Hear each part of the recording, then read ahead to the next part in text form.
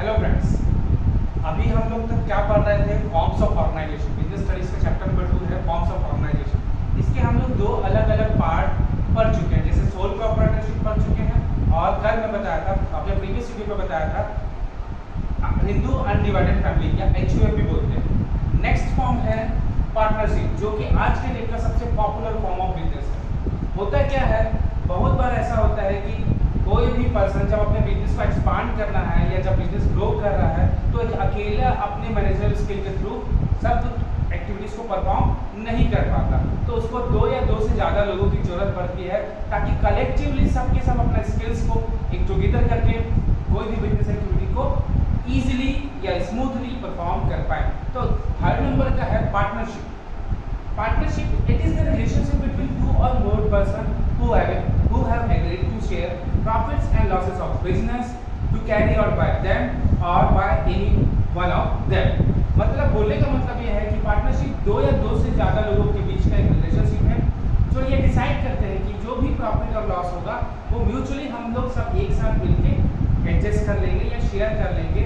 और मैनेजमेंट में क्या रहता है, या तो फिर उनमें से कोई एक उनके लिए काम करेगा या तो सबके सब मिलके एक साथ काम करेंगे। ये होता है पार्टनरशिप। पार्टनरशिप के फीचर्स ये मोस्ट इंपॉर्टेंट है क्योंकि आपके एग्जाम में ये आते ही हैं। फीचर्स में पहला है मेंबरशिप। मेंबरशिप क्या होता है, आपको अगर इसमें कितने मेंबर की जरूरत है बेसिकली ये बताना चाह रहा है। तो मिनिमम 2 होता है किसी भी पार्टनरशिप ऑर्गेनाइजेशन में और मैक्सिमम 20 होता है। अगर आप बैंकिंग टाइप का बिजनेस कर रहे हो तो वहां पे मैक्सिमम 10 रहेगा, मिनिमम तो 2 ही रहेगा। नॉर्मली क्या होता है, पार्टनरशिप दो टाइप के बिजनेस में हो सकता है, तो नॉर्मल जो अभी चल रहा है वो सब बिजनेस, या फिर आपको एक बैंकिंग सेक्टर में अगर जाना है या बैंकिंग इंस्टीट्यूशन बनाना है तो मेंबरशिप में minimum normal type of business में मिनिमम 2 रहता है, मैक्सिमम 20 रहता है, और बैंकिंग टाइप के बिजनेस में मिनिमम 2 और मैक्सिमम 10 रहता है। लेकिन अंडर कंपनीज एक्ट 2013 सेक्शन 464 ये बोलता है कि भैया मैक्सिमम आपको कम से कम 100 बंदे चाहिए। अगर 100 से ज़्यादा होते हैं पार्टनरशिप में, 100 से ज़्यादा होते हैं तो फिर वो कंपनी हो जाएगा। तो अगर आपको पार्टनरशिप फॉर्म बनाना है तो ज़्यादा से ज़्यादा 100 ही रखने पड़ेंगे, ये कंपनी एक्ट बोलता है। लेकिन नॉर्मली पार्टनरशिप में मैक्सिमम 20 ही चलते हैं। एग्रीमेंट इनके बीच में होता है। एग्रीमेंट दो टाइप के होते हैं, ओरल और रिटन। नॉर्मली आज के डेट में ओरल कोई नहीं करता क्योंकि कोई किसी का भरोसा नहीं करता, पर सिर्फ और सिर्फ भरोसे की नहीं है।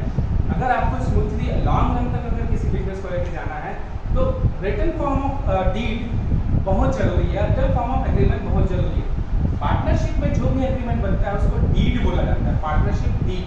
आपको डीड में पूरा मेंशन करना रहता है कि आप क्या कर रहे हैं, कैसे कर रहे हैं बिजनेस, कौन सा बिजनेस रन कर रहे हैं और आपके बिजनेस का फॉर्म और कौन कौन उसमें हेड रहेंगे, कौन पूरा ऑपरेट करेगा, कौन मैनेजमेंट एक्टिविटीज को देखेगा, कितना कैपिटल है, ये सब आपको डीड में पुट करना रहता है। ये एग्रीमेंट होता है या एक कॉन्ट्रैक्ट भी हो सकता है। थर्ड रहता है बिजनेस।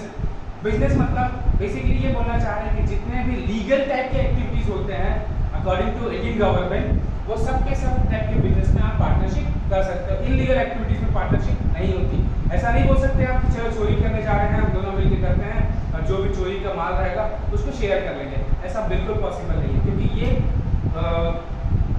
लीगल नहीं है, लीगल एक्टिविटी नहीं है। Fourth, profit sharing. Profit sharing बोलने का मतलब पार्टनरशिप फॉर्म में आप प्रॉफिट कैसे शेयर करोगे। तो या तो आप अपने कैपिटल रेशियो के हिसाब से, कुछ पार्टनर्स होते हैं जो कैपिटल पुट किए हैं उनके अकॉर्डिंग प्रॉफिट को शेयर कर लेते हैं या लॉस को शेयर कर लेते हैं। कुछ लोग रहते हैं जो इक्वली शेयर करते हैं, ये आपके ऊपर रहता है, ये भी डीड में मेंशन रहता है। लायबिलिटी इसमें अनलिमिटेड रहती है, जैसे सोल प्रॉपर्टी में बताया था मैं, वैसे इसमें भी लायबिलिटी अनलिमिटेड रहती है, बस इसमें थोड़ा सा डिस्ट्रीब्यूट हो जाता है अमंग पार्टनर्स। आपके जितने पार्टनर रहेंगे उतना लायबिलिटी डिस्ट्रीब्यूट हो जाएगा। 6 mutual agency relationship. Mutual agency relationship बोलने का मतलब जितने भी पार्टनर्स हैं उनके बीच म्यूचुअल एजेंसी रहेगी, म्यूचुअल एजेंट बन के काम करेंगे। किसके लिए? आपके ऑर्गेनाइजेशन के लिए। मतलब आपको कोई भी डिसीजन लेना है तो सबके सब डिस्कस करेंगे। अगर कोई भी आपको नया कुछ करना है या बिजनेस एक्सपांड करना है या कुछ भी करना है तो म्यूचुअल बोलने का मतलब सबका अगर सहमति रहेगी तभी वो काम परसू हो पाएगा। Non transferability of shares. आप अपने शेयर्स को किसी को भी ट्रांसफर नहीं कर सकते, किसी और, चाहे वो आपका भाई किसी को ट्रांसफर नहीं कर सकते। हाँ, अगर आपको ट्रांसफर करना है तो उसका एक ही शर्त रहता है कि आपको रिटायरमेंट के लिए लीव देना पड़ेगा, पहले से आपको लिख के देना पड़ेगा कि भैया मैं रिटायरमेंट ले रहा हूँ, या अगर डेथ ऑफ पार्टनर है तो अगर, लेकिन फिर भी वो एग्रीमेंट में मेंशन होना चाहिए, एग्रीमेंट में ऐसा लिखाया रहना चाहिए कि अगर किसी की पार्टनर की डेथ हो जाती है या कोई पार्टनर इच्छा से वीआरएस बोलते हैं, वॉलंटरी रिटायरमेंट सिस्टम, अगर रिटायर लेना चाहता है तब क्या होगा, तब अगर इन लोग पहले डिसाइड किए कि तब जो भी शेयर रहेगा वो 2-3 पार्टनर ही बांट लेंगे, या फिर किसी उसका कोई एक बंदा होगा उसके जो उसको रिप्रेजेंट करे, ऐसा भी हो सकता है। जैसे मैं आपको एक एग्जांपल देता हूँ,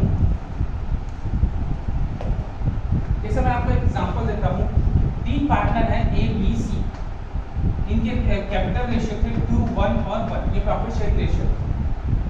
अगर सी की डेथ हो जाती तो इन लोग एग्रीमेंट में पहले से लिखे रहेंगे कि ये जो भी इसका शेयर है, जैसे इसका शेयर है 1/4, इसको ये दोनों के अमाउंट बटेगा कि नहीं।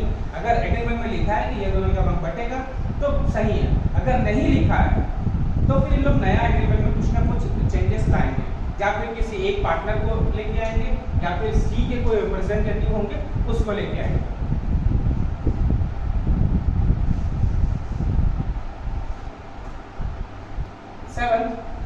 8 registration under companies act, partnership companies act, partnership act 1932, आपको हर पार्टनरशिप फर्म को, चाहे वो कोई भी टाइप का पार्टनरशिप फर्म हो, उसको रजिस्ट्रेशन कराना कंपल्सन है।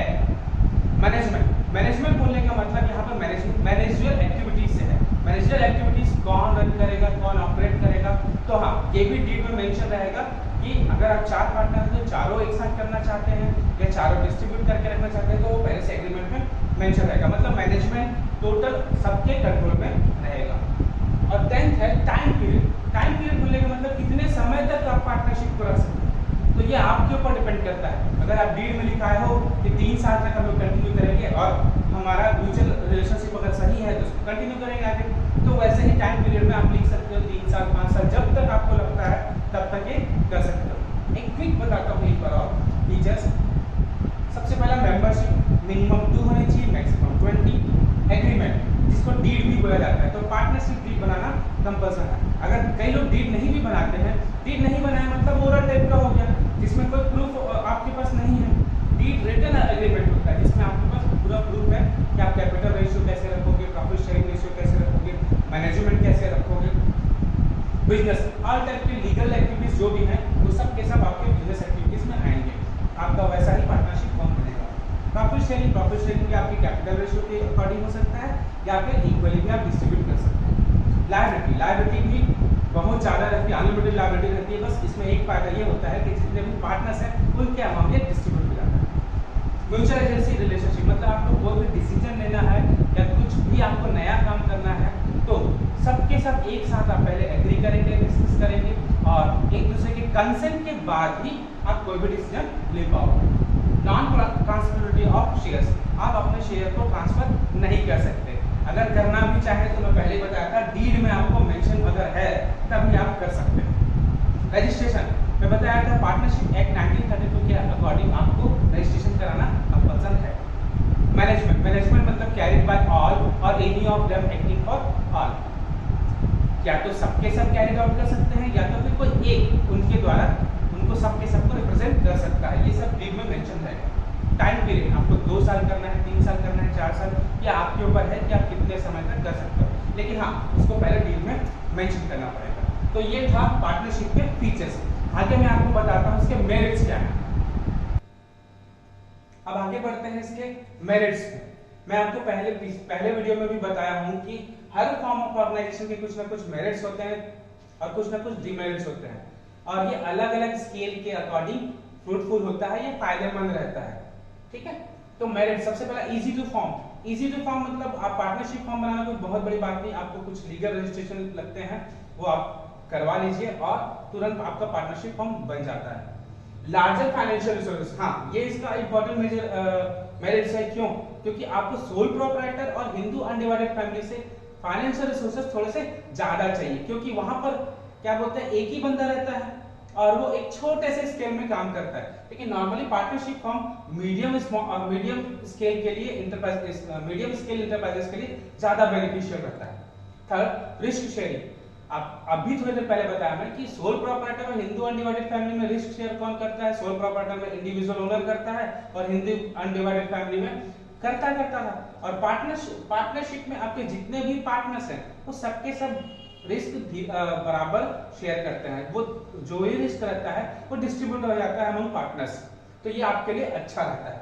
डिवीजन ऑफ वर्क भी अलग अलग मैनेजर स्किल्स हैं, एक्सपर्टीज हैं, लोगों के नॉलेज हैं। तो वो क्या है, अलग अलग आप अपने अपने नॉलेज के हिसाब से, स्किल के हिसाब से आप वर्क को भी डिवाइड कर सकते हैं, जो कि स्मूथली फिर किसी भी पार्टनरशिप फर्म को रन करने में आपका हेल्प करता है। फिर मोटिवेशन बोलने का मतलब आप सुने होंगे profit is the reward of risk. जैसे आप रिस्क लोगे वैसा ही आपको प्रॉफिट मिलेगा। तो मोटिवेशन में प्रॉफिट का सबसे मेन एजेंडा है, मेन इंपॉर्टेंस है। कैसे? जितना ज्यादा आपका प्रॉफिट होगा, क्योंकि आपको पता है जितने भी पार्टनर्स हैं वो प्रॉफिट को इक्वली शेयर कर रहे हैं, जैसा भी शेयर कर रहे हैं। तो मान लो अभी इक्वली शेयर कर रहे हैं, तो इनके मन में ये रहेगा कि जितना ज्यादा प्रॉफिट कमाएंगे उतना ज्यादा हम लोगों को मिलेगा, उसका पोर्शन मिलेगा। तो ये मोटिवेशन के लिए डायरेक्टली प्रोपोर्शनल है। आप जितना ज्यादा प्रॉफिट कमाओगे उतना ज्यादा आपके लिए फायदेमंद है। तो ये आपको डायरेक्टली मोटिवेट करता है। सिक्रेसी इसमें फुल रहती है, मतलब आपके जो भी बुक्स ऑफ अकाउंट्स है, जो भी लीगल फॉर्मेलिटीज हैं, वो आप चारों पार्टनर या पांचों पार्टनर आप पार्टनर्स तक ही सीमित रह पाएगी। आपको गवर्नमेंट से शेयर करने की कोई जरूरत नहीं रहती। फ्लेक्सिबिलिटी बोलने का मतलब आप अपने बिजनेस के साइज को, अपने बिजनेस में कैपिटल को कभी भी किसी भी प्रायर परमिशन के रिगार्डिंग आप उसको पुट कर सकते हो। अगर आपको कैपिटल बढ़ाना है आप इजीली बढ़ा सकते हो, साइज बढ़ाना है बिजनेस का बढ़ा सकते हो, किसी से भी गवर्नमेंट से अलग से परमिशन लेने की जरूरत नहीं रहती। मोर स्कोप फॉर एक्सपांशन। जितना ज्यादा आपका कैपिटल बढ़ेगा उतना ही आप एक्सपांड करने के लिए सोचोगे। और नॉर्मली अगर 3 से 4 पार्टनर हैं तो धीरे धीरे करके वो एक ऐसे लेवल पे जाते हैं जहां पे वो ग्रो करने लग जाते हैं। तो इस टाइप के पार्टनरशिप फर्म टाइप के बिजनेस में एक्सपांशन के चांसेस बहुत ज्यादा रहते हैं। समझे? एक बार क्विक और बताता हूं मैं, एक बार लाइन से फिर से बताता हूं। इजी टू फॉर्म मतलब आप बहुत जल्दी आप कहीं भी बना सकते हो इस फॉर्म को, जब आप चाहते हो कुछ लीगल फॉर्मेलिटीज के थ्रू आप बना सकते हो। फाइनेंशियल रिसोर्सेज में सोल प्रोप्राइटरशिप और अनडिवाइडेड फैमिली के अकॉर्डिंग ज्यादा लगता है कंपेयर में, as compare to them. Risk sharing इसमें रिस्क आपकी डिस्ट्रीब्यूट हो जाती है। जैसे अभी हिंदू अनडिवाइडेड फैमिली या सोल प्रोप्राइटर में क्या है, एक इंडिविजुअल ओनर के पास ही रिस्क ज्यादा रहता है, लेकिन यहाँ पे डिस्ट्रीब्यूट हो जाती है। डिवीजन ऑफ वर्क, अलग अलग एक्सपर्टीज के थ्रू, अलग अलग मैनेजरियल स्किल के थ्रू आपके वर्क को भी डिवीजन। जैसे अगर मैं मान लो हम लोग 3 पार्टनर हैं, अगर आपको लगता है, मेरे को लगता है कि मैं फाइनेंशियल रिसोर्सेज को अच्छा हेल्प कर सकता हूँ या उसको अच्छे से मैनेज कर सकता हूँ तो मैं उसको कर लिया। किसी को लगता है कि उसका मार्केटिंग स्किल बहुत अच्छा है तो मार्केटिंग कर लिया।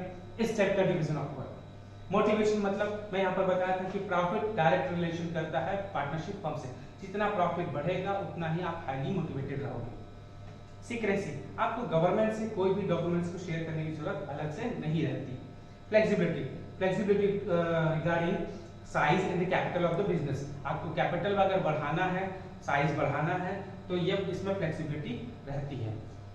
मोर स्कोप ऑफ एक्सपांशन, नॉर्मली ये मीडियम स्केल बिजनेस टाइप का रहता है, इसमें एक्सपांशन के चांसेस बहुत ज्यादा रहते हैं, क्योंकि अगर आपके पार्टनर्स के कैपिटल लगातार बढ़ते जाएंगे, वो अगर चाहते हैं तो बढ़ाते जाएंगे, तो डेफिनेटली एक्सपांड करेगा ही कोई बिजनेस। अब थोड़ी देर पहले मैं बताया था हर टाइप के बिजनेस के अगर मेरिट्स होते हैं तो उसके डीमेरिट्स भी होंगे। तो अब आगे देखते हैं हम लोग इसके डीमेरिट्स। आगे बढ़ते हैं इसके डीमेरिट्स में।